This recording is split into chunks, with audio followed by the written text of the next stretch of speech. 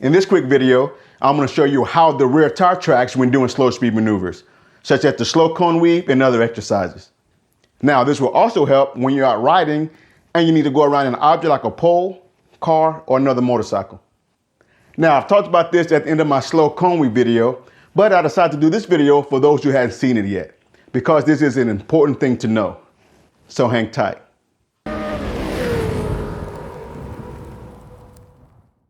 Hey, I'm Paul the Motor Guy, and welcome to my channel, where the goal is to pass on riding tips, practice drills, and defensive riding strategies.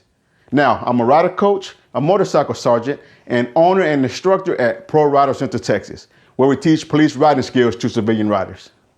Now, let's talk about how the back wheel tracks when doing slow speed maneuvers. Now, whenever you turn the handlebars to turn the motorcycle, the back tire always tracks inside the front tire. So, if I turn the handlebars to the right, the back wheel would track inside, and if I turn the handlebars to the left, the back wheel would track inside. Now, to demonstrate this, I went to pavement to make it easier for you to see the tire tracks. Now, in this photo, you see two wheel tracks. Now, the wheel track on the left is from the front tire, and the wheel track on the right is from the back tire. Now, if you look closely, you can see that the track on the right ends at the back tire. So, this means that if you're practicing a cone exercise and you're making a turn and your front wheel is too close to the cone, or you're weaving around an object in the road, you might miss it with your front tire, but because your back tire tracks inside your front tire, you will either run over the cone or object with your back tire, or if you're trying to go around an object like a vehicle or a pole, you will clip the object with your saddlebags.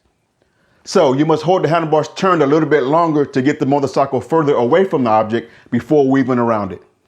Now, if you haven't watched my slow cone weave video, be sure to go check it out after this video, because in that video, I demonstrate the slow cone weave, which really illustrates the importance of this tip.